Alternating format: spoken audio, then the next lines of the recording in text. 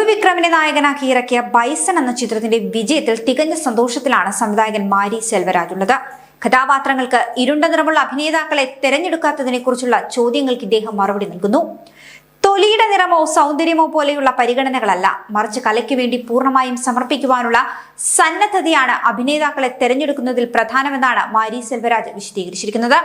Bison എന്ന സിനിമയിൽ അനുപമ പരമേശ്വരനും രജിഷ വിജയനുമായിരുന്നു നായികമാർ.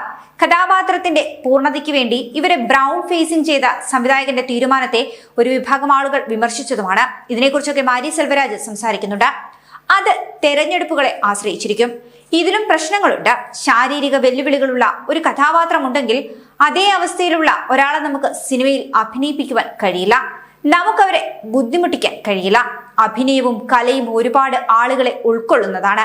അതിനെ പുനഃസൃഷ്ടിക്കുക എന്നതാണ് പ്രധാനമെന്നും മാരി സെൽവരാജ് കൂട്ടിച്ചേർക്കുന്നു.